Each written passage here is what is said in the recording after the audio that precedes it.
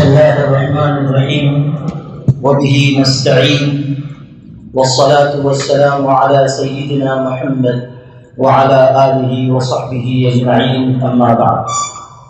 حضرت صدر محترم، عمائدین، مشائخ، علماء کرام، مختلف جماعتوں اور ملی تنظیموں کے سربراہ حضرات اور آپ تمام حاضرین مجلس، میں اپنی گفتگو کا آغاز سابق صدر all India Muslim personal law board حضرت مولانا سید ابو الحسن علی ندوی رحمۃ اللہ علیہ کے اس جملے سے کرنا چاہتا ہوں.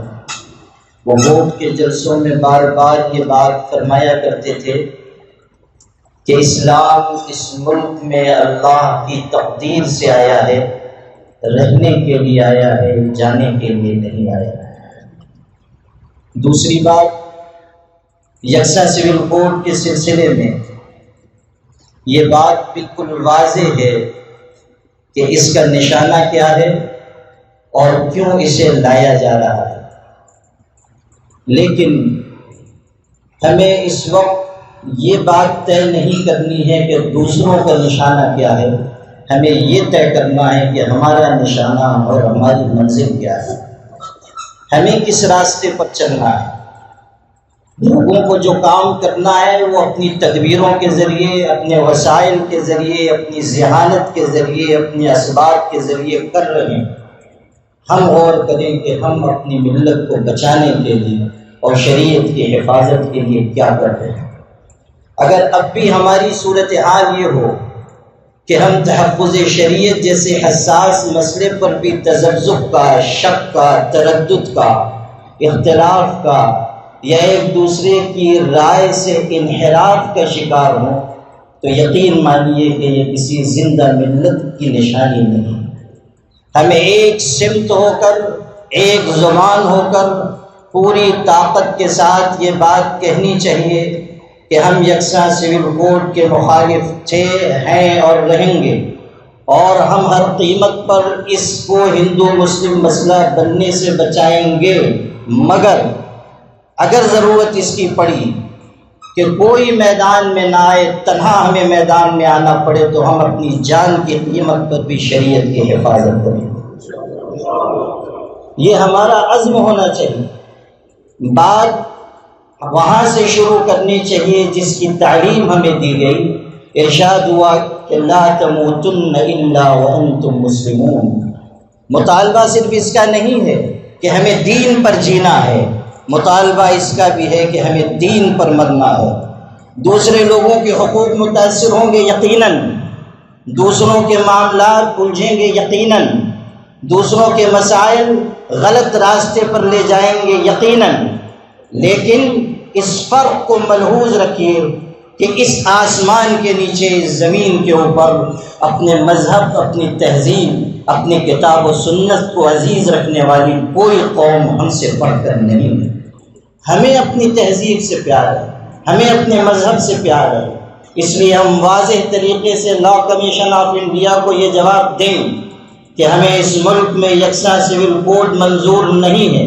اور ہم طاقت سے یہ کہیں کہ نہ صرف یہ کہ یکساں سول کوڈ اس ملک کے خلاف ہے، دستور کے خلاف ہے، بلکہ اس ملک کے بسنے والے لوگوں کے خلاف ہے. آپ یاد کر لیجئے کہ 1959-60 میں ناگاز نے ناگالینڈ میں مسلح بغاوت کی تھی، صرف اس بنیاد پر کہ ان کے کسٹمز کو چھیڑا گیا تھا. ٹرائبلز ہیں اس ملک میں بسنے والے سکھ ہیں، دوسرے مذاہب کے لوگ ہیں.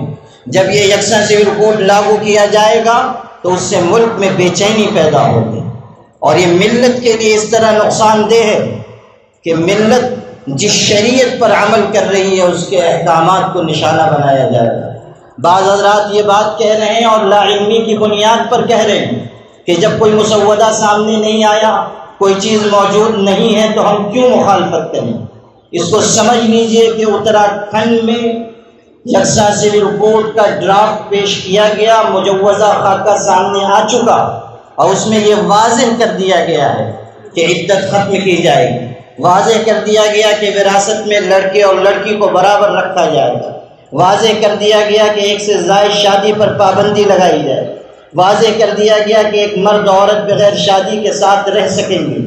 مشرق کی تہذیب کو ویسٹرن کلچر کی وجہ سے تباہ کرنے کا منصوبہ بنا لیا گیا، اور شریعت اسلامی میں مداخلت کی بات واضح طریقے سے کہہ دی گئی۔ عدت قرآن پاک سے ثابت ہے، اور غالباً لوگ عدت اس لیے ختم کرنا چاہتے ہیں کہ انہیں اندازہ ہو گیا ہے کہ ان کو بھی طلاق پڑنے والی ہے، عدت ان کو بھی آنے والی ہے ان پر، اس لیے پہلے ہی عدت کو صاف کر دیا جائے۔ تو عدت جو ہے اس کو ختم کیا جا رہا ہے، اور مسلم پرسنل لا میں واضح مداخلت ہے۔ یہ نہ کہیے کہ کوئی مسودہ پیش نہیں کیا گیا ہے، یہ بھی نہ کہیے کہ ہم کورٹ سے کہیں گے کہ مسودہ پیش کرو، یہ تو ایسے ہی ہے کہ ہاں بھائی مجھ کو مار۔ ہم کیوں کہیں؟ ہم تو یہ کہتے ہیں کہ اس ملک میں جس طرح دستور نے مذہبی آزادی دی ہے اسے ہر قیمت پر برقرار رکھنا چاہیے، اس لیے کہ ملک کی سالمیت اور اتحاد اسی سے جڑا ہوا ہے۔ تیسری بات مجھے اس موقع پر یہ عرض کرنی ہے کہ بعض حضرات یہ بھی کہہ رہے ہیں کہ لا کمیشن آف انڈیا کو اگر ہم زیادہ سے زیادہ جواب بھی دیں تو کیا فائدہ ہوگا وہی جو گورنمنٹ چاہے گی۔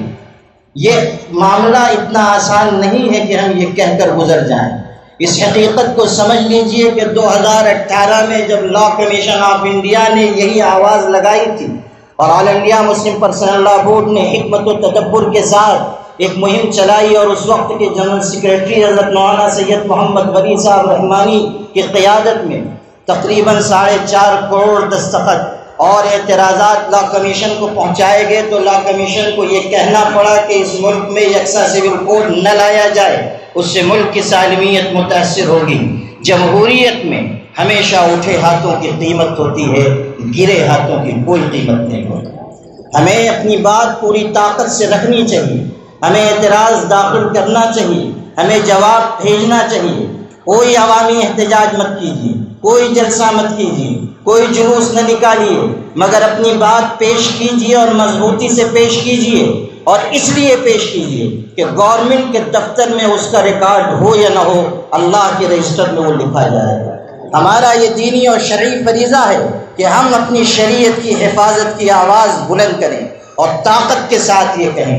جب حضرت ابراہیم خلیل اللہ کو آگ میں ڈالا جا رہا تھا جو نمرود نے بھڑکائی تھی، اور اتنی بڑی آگ کے لوگوں کی عقلیں دنگ، ایک چھوٹی سی چڑیا اپنی چونچ میں پانی لے کر آئی تھی، لوگوں نے کہا تم کیا اس آگ کو بجھا سکو گی؟ اس نے خوبصورت جواب دیا تھا اور کہا تھا میں اس آگ کو بجھا تو نہیں سکتی، مگر میں یہ چاہتی ہوں کہ میرا نام آگ بھڑکانے والوں میں نہ لکھا جائے، آگ بجھانے والوں میں لکھا جائے۔ ہم بھی یہ چاہتے ہیں کہ ہمارا نام ملک کو بانٹنے والوں کی فہرست میں نہ آئے، بلکہ ہمارا نام ملک کو جوڑنے والوں کے فہرست میں آئے، اور جب وقت کا مورخ لکھے تو یہ بات تسلیم کرے کہ اس یکساں سول کوڈ کے خلاف جن لوگوں نے قانونی طریقے پر سب سے زیادہ احتجاج کیا تھا اور آواز بلند کی تھی وہ مسلمان تھے، اور انہوں نے یہ کہا تھا کہ یہ ملک کو بانٹنے کی سازش ہے۔ ہمیں اس راستے پر چلنا چاہیے اور مایوسی کا شکار ہونے کی کوئی ضرورت نہیں۔ آپ دیکھ لیجئے کہ اس ملک میں آل انڈیا مسلم پرسنل لا بورڈ نے ایک آواز لگائی جس کا نتیجہ یہ ہے کہ لاکھوں کی تعداد میں ای میل جا رہے ہیں، اور اب آنے والے چند دنوں میں اور بڑی تعداد میں ای میل جائیں گے۔ یہ ملت اگرچہ کہ کسی وقت حالات میں سو جائے، یہ نہیں ہو سکتا ہے کہ یہ ملت مردہ ہو جائے۔ آج بھی اس میں ایمانی غیرت ہے، آج بھی اس میں دینی حمیت باقی ہے، اس دینی حمیت کے ساتھ ہمیں آگے بڑھنا چاہیے۔ ایک بات اور میں عرض کرنا چاہتا ہوں کہ اس وقت مختلف حلقوں سے یہ بات کہی جا رہی ہے کہ اگر ہم اس معاملے میں زیادہ جستجو اور جد و جہد کریں گے تو یہ معاملہ ہندو مسلم ہو جائے گا۔ مسلم پرسنل لا بورڈ نے پہلے دن سے کوشش کی کہ مذہبی اور تہذیبی گروہوں سے ملاقات کی جائے، کوشش کی گئی کہ اپوزیشن پارٹیز کو اس کے لیے آگے لایا جائے، کوشش کی گئی کہ پڑھے لکھے لوگوں کے ذریعے دلائل کے ساتھ جواب داخل کرایا جائے، کوشش کی گئی کہ ایک بہترین جواب خود بورڈ کی طرف سے داخل ہو۔ ہمارے مچھالہ صاحب اور ان کی لیگل ٹیم اور ہمارے تمام وکلاء اور علماء ان کو خراج عقیدت میں پیش کرتا ہوں کہ دن رات محنت کر کے انہوں نے ایسا مفصل مکمل مدلل جواب پیش کیا ہے کہ لا کمیشن آف انڈیا کے سامنے پوری بات وضاحت سے آ گئی، اور اسی رخ پر بورڈ آگے بڑھ رہا ہے۔ بورڈ نے بار بار ہدایت دی ہے کہ ہم کسی بھی قیمت پر اس مسئلے کو ہندو مسلم مسئلہ نہ بنائیں، لیکن ہندو مسلم مسئلے کی آڑ لے کر ہم کسی مصلحت کا شکار بھی نہ ہو جائے۔ مشکل حالات میں مصلحتوں کے غلاف میں لپٹ جانا اپنی ملت کے ساتھ بے وفائی کرنا ہے۔ میں آپ سے عرض کرنا چاہتا ہوں، ہمارے سرفراز آرزو صاحب اس اجلاس کے میزبان ہیں، سرفراز آرزو ہیں۔ ہماری آرزو یہ ہے کہ یہ ملت سرفراز ہو، یہ سرفراز آرزو ہے، ہماری آرزو ہے کہ یہ ملت سرفراز ہو، اور اس ملت کی سرفرازی اس میں ہے کہ یہ ملت پوری مضبوطی کے ساتھ، قیادت پر اعتماد کے ساتھ آگے بڑھے اور اس حقیقت کو تسلیم کرے کہ جب تک ہم اپنے بڑوں کی بات نہیں مانیں گے ہم راہ راست پر قائم نہیں رہ سکیں گے۔ سرفراز صاحب بھی اور یہاں کئی ادیب ہیں، ہمارے سلیم خان صاحب بھی بہت لکھتے ہیں، رشید احمد صدیقی بہت مشہور ادیب گزرے ہیں، ان کا ایک بہت قیمتی جملہ ہے، لکھا ہے انہوں نے کہ اس امت کا مسئلہ یہ ہے کہ اب اس میں مقتدی سے زیادہ امام پیدا ہونے لگے، مقتدی سے زیادہ امام پیدا ہو گئے، تو اب جب یہ صورتحال پیدا ہوگی تو پھر ملت کا قبلہ درست نہیں رہے گا، جب امام رہے گا تب قبلہ درست رہے گا۔ اس لیے ہمیں اپنی قیادت پر اعتماد کرنا چاہیے، اور آل انڈیا مسلم پرسنل لا بورڈ سے پڑھ کر کوئی قیادت نہیں ہے، یہ مشترکہ متحدہ پلیٹ فارم ہے، اور اگر آپ کو اس کی طاقت دیکھنی ہے تو اس اسٹیج کو آپ دیکھ لیجئے، دنیا کے کس ملک میں کس ملک کی کس تنظیم میں یہ طاقت ہے کہ وہ اتنے مختلف الفکر اور خیال لوگوں کو یکجا کر دے، اور جو ایک دوسرے حلقے کے عالم کی زبان سے یہ کہلوائے کہ آپ جس راستے پر چلیں گے ہم آپ کے پیچھے پیچھے چلنے کے لیے تیار ہیں۔ یہ آل انڈیا مسلم پرسنل لا بورڈ کی قیادت ہے، جس کو نہ خریدا جا سکتا ہے نہ جس کو دبایا جا سکتا ہے۔ بورڈ کی ایک زرین تاریخ ہے، اور اس کے بزرگوں نے ہمیشہ قیادت کا حکیمانہ فریضہ انجام دیا ہے۔ ہم اسی تناظر میں کہہ سکتے ہیں کہ یہ الگ بات ہے کہ چپ چاپ کھڑے رہتے ہیں، پھر بھی جو لوگ بڑے ہیں بڑے رہتے ہیں۔